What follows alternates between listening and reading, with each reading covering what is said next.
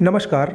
UP PCS 2021 प्रारंभिक परीक्षा, RO 2021 प्रारंभिक परीक्षा और लोअर पीसीएस मुख्य परीक्षा के लिए आज का जो टॉपिक है इतिहास से रिलेटेड है। और ये टॉपिक एक प्रकार से यूँ कह लीजिए कि आप सब लोग इसको इग्नोर कर देते होंगे और ये आप लोगों को थोड़ा सा उबाऊ टॉपिक लगता है, तो इसको आज हम लोग देखेंगे। हालांकि इससे प्रश्न काफ़ी बार पूछे जाते हैं। चलिए 1 से 2 बार सिर्फ आप सुन लीजिएगा, निश्चित रूप से आपको ये टॉपिक भी आसान लगने लगेगा। सबसे पहले हम लोग देखते हैं विजयनगर साम्राज्य में आने वाले विदेशी यात्री कौन कौन से हैं।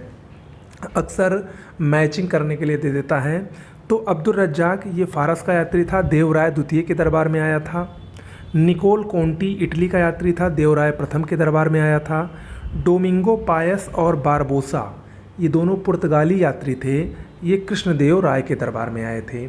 तो ये विजयनगर साम्राज्य के आने वाले कुछ प्रमुख विदेशी यात्री हैं। आगे अब हम लोग सूफी संप्रदाय के बारे में पढ़ते हैं। सूफी संप्रदाय जो कि ईरान में विकसित हुआ था, ये कई भागों में बटा है। सूफी संप्रदाय का विभाजन चिश्ती संप्रदाय, सुहरावर्दी संप्रदाय, कादरी संप्रदाय और नक्शबंदी संप्रदाय में किया गया है।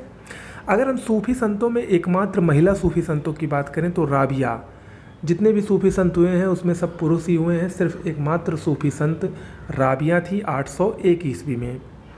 सूफी संप्रदायों में सबसे पहला संप्रदाय है चिश्ती संप्रदाय। चिश्ती संप्रदाय के बारे में देखते हैं। चिश्ती संप्रदाय के प्रमुख संत अगर हम देखें तो ख्वाजा मोइनुद्दीन चिश्ती, ख्वाजा कुतुबुद्दीन बख्तियार काकी, फरीजुद्दीन कचशंकर, शेख निजामुद्दीन औलिया और शेख सलीम चिश्ती हैं। चिश्ती संप्रदाय के संस्थापक की बात करें तो अबू अब्दाल चिश्ती, ये चिश्ती संप्रदाय के वैश्विक संस्थापक हैं। जबकि भारत में चिश्ती संप्रदाय के संस्थापक की बात करें तो ख्वाजा मोइनुद्दीन चिश्ती को भारत में चिश्ती संप्रदाय का संस्थापक माना जाता है। इनकी कुछ उपाधियां थी, इनको गरीब नवाज और फ़कीरों का बादशाह भी कहा जाता है। इनकी दरगाह अकबर ने अजमेर में बनवाई है। ओके, अगला है गुरु ग्रंथ साहब में किस संत का उपदेश संकलित है। तो ये हैं बाबा फरीद, जिनको फरीदुद्दीन गजे शंकर के नाम से जाना जाता था।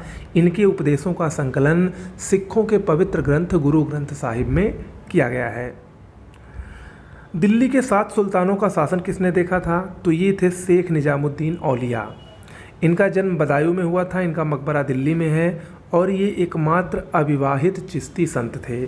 सिद्ध योग में ये दक्ष थे। इन्होंने दिल्ली के 7 सुल्तानों का शासन देखा था। ओके, आगे बढ़ते हैं। प्रमुख दार्शनिक और उनके मतों को देखते हैं कि ये जो दार्शनिक हुए हैं और उनके मत कौन कौन से हैं। शंकराचार्य अद्वैतवाद के प्रतिपादक थे। ये बहुत बार परीक्षा में आया है तो इसको इग्नोर मत करिएगा। शंकराचार्य अद्वैतवाद, माध्वाचार्य द्वैतवाद, निम्बारकाचार्य द्वैताद्वैतवाद, रामानुजाचार्य विशिष्टा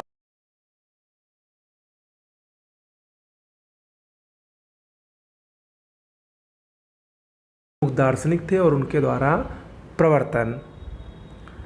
4 पीठों की स्थापना शंकराचार्य ने की थी। वो 4 पीठ कौन कौन से हैं। ज्योतिष पीठ जो कि विष्णु से संबंधित है, ये बद्रीनाथ में है उत्तराखंड में।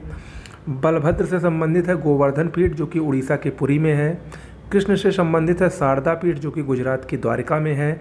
और भगवान शिव से संबंधित है श्रृंगेरी पीठ जो कि कर्नाटक के मैसूर में है। इन 4 पीठों की स्थापना उत्तर दक्षिण पूर्व पश्चिम में शंकराचार्य ने कराई थी। उत्तर भारत में भक्ति आंदोलन की बात करें तो इसके बारे में प्रमुख तथ्य देख लीजिए। हिंदी में संदेश देने वाले पहले संत रामानंद थे। रामानंद के कुल 12 शिष्य थे जो कि अलग अलग जातियों के थे, जिसमें रैदास भी थे जो चर्मकार थे, कबीर जुलाहा थे, धन्ना जाट थे और सेना जो है वो नाई थे।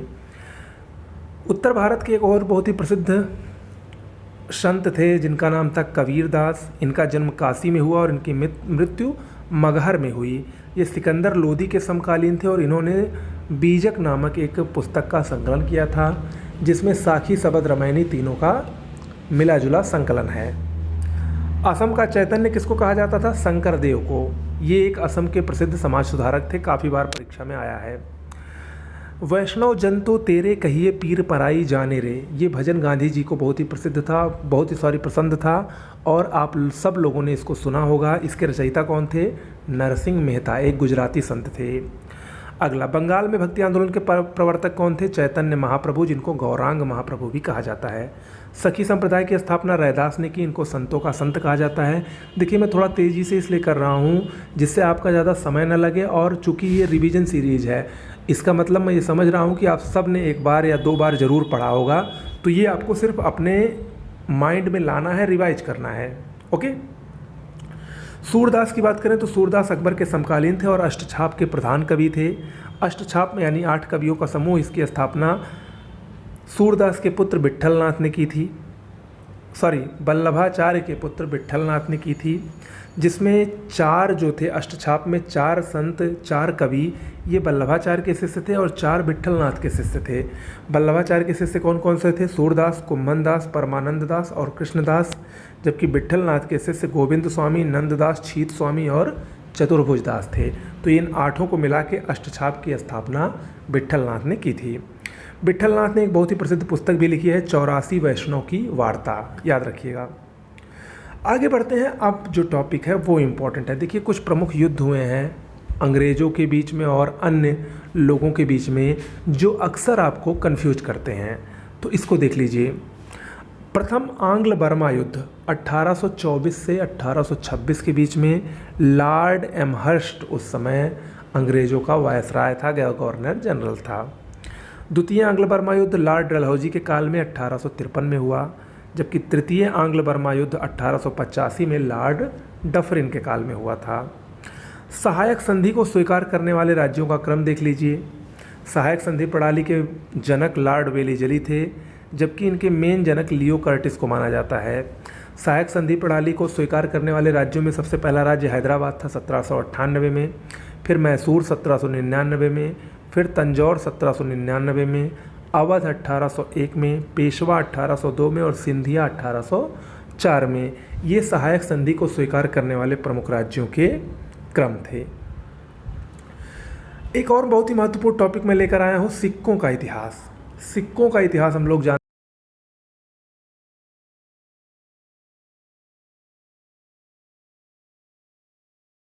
किसने चलाए, शीशे के सिक्के किसने जारी किए, तो ये सब आपको एक ही जगह यहीं पर मिल जाएगा। बात करते हैं पहली बार सोने के सिक्के, तो इंडो ग्रीक यानी हिंद यवन शासकों ने सबसे पहले सोने के सिक्के चलाए थे। पहली बार सिक्कों पर राजा की आकृति व तिथि किसके काल में अंकित की गई? इंडो ग्रीक शासकों के ही काल में निर्मित की गई। सर्वाधिक शुद्ध सोने के सिक्के किसने चलाए? कुषाणों ने चलाए। सर्वाधिक सोने के सिक्के गुप्त ने चलाए। देखिए इसमें दोनों में अंतर है। सबसे अधिक सोने के सिक्के गुप्त शासकों ने चलाए थे, लेकिन सबसे अधिक शुद्ध सोने के सिक्के किसने चलाए थे? कुषाणों ने चलाए थे। पहली बार शीशे के सिक्के किसने चलाए थे? सातवाहनों ने, और सर्वाधिक शीशे के सिक्के भी सातवाहनों ने ही चलाए थे। सर्वाधिक आहत सिक्के किसने चलाए थे? मौर्यों ने। सिक्कों पर लक्ष्मी की आकृति किसके ऊपर रहती थी? मोहम्मद गोरी के सिक्कों पर लक्ष्मी की आकृति खुद ही रहती थी। शुद्ध अरबी सिक्के यानी चांदी का टंका और तांबे का जीतल किसने चलाया था? इल्तुतमिश ने। सांकेतिक मुद्रा का प्रचलन किसने किया था? मोहम्मद बिन तुगलक ने। शाहरुख और बाबरी नामक सिक्का बाबर ने चलाया था। शुद्ध चांदी का रुपया और तांबे का दाम किसने चलाया? शेरशाह सूरी ने चलाया था। निसार नामक सिक्का जहांगीर ने चलाया था। मुहर नामक सिक्का, और जिसके सिक्कों पर राम, सीता और सूर्य और चंद्रमा की आकृति बनी रहती थी, उसका क्या नाम था? अकबर। ठीक है, तो ये कुछ प्रमुख सिक्के थे, और किसने चलाए, कब चलाए, ये इंपॉर्टेंट है परीक्षा की दृष्टि से। आगे देखते हैं दिल्ली सल्तनत के शासकों द्वारा गठित प्रमुख विभाग। इससे भी प्रश्न खूब पूछे जाते हैं। दीवाने अर्ज नामक विभाग, ये सैन्य व्यवस्था से संबंधित था, इसके गठनकर्ता बलबन थे। दीवाने वकूफ़ नामक विभाग वे विभाग से संबंधित था, जलालुद्दीन खलजी इसके गठनकर्ता थे। दीवाने मुस्तखराज, ये भू राजस्व वसूली से संबंधित था, अलाउद्दीन खिलजी इसके गठनकर्ता थे। दीवाने रियासत, बाजार नियंत्रण इसका काम था, अलाउद्दीन खलजी इसके गठनकर्ता थे। दीवाने कोही नामक विभाग एक कृषि विभाग था, मोहम्मद बिन तुगलक इसके गठनकर्ता थे, मोस्ट इंपॉर्टेंट है। दीवाने खैरात ये दान विभाग था, फिरोज शाह तुगलक ने इसकी स्थापना की थी। ओके, दार्शनिकों के मत अभी हमने आपको बता दिया है। देखिए, शाहजहाँ के जो पुत्र थे, खासकर औरंगजेब, शाह सूजा, इन सब के बीच में दारा शिकोह, इन सब के बीच में जो उत्तराधिकार का युद्ध हुआ था, ये भी प्रश्न अक्सर पूछ लेता है मिलान करने के लिए। तो उत्तराधिकार के युद्ध में कुल 5 युद्ध हुए थे। पहला बहादुरपुर का युद्ध फरवरी 1658 में, फिर धर्मट का युद्ध हुआ अप्रैल 1658 में, फिर सामूगढ़ का युद्ध हुआ मई 1658 में, फिर खंजवा का युद्ध हुआ दिसंबर 1658 में, और अंतिम और निर्णायक युद्ध देवराई का युद्ध हुआ औरंगजेब और दारा शिकोह के बीच में, जिसमें औरंगजेब ने दारा शिकोह को मारकर अगला मुगल शासक बनने का गौरव प्राप्त किया था। अप्रैल 1659 में युद्ध हुआ था। ओके, तो कैसा लगा वीडियो ज़रूर बताइएगा। आज इतना ही करते हैं, आज के लिए इतना ही। नमस्कार।